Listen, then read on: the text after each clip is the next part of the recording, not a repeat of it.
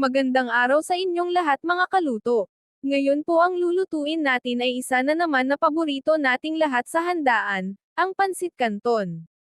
Tara na mga kaluto, samahan nyo ako.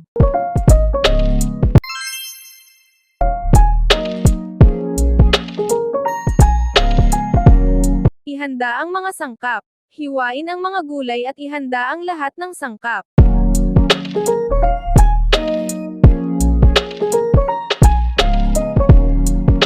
Lutuin ang noodles. Pakuluan ang canton noodles ayon sa nakasulat sa pakete.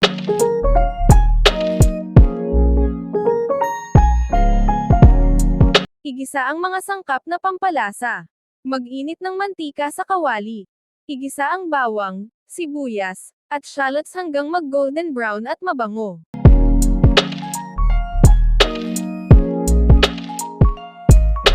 Lutuin ang karne. Ilagay ang karne at lutuin hanggang medyo magkulay brown.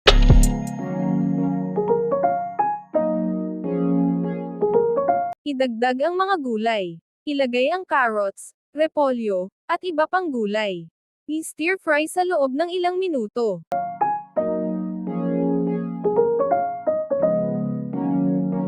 Timplahan. Maglagay ng toyo, oyster sauce, at kaunting paminta.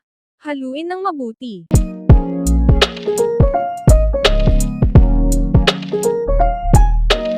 Idagdag ang noodles. Ilagay ang nalutong noodles at haluin kasama ng ibang sangkap. Siguraduhing pantay ang pagkakahalo ng lasa at luto.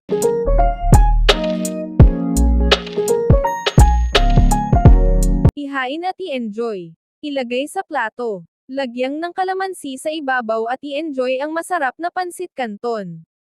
Paborito ng lahat.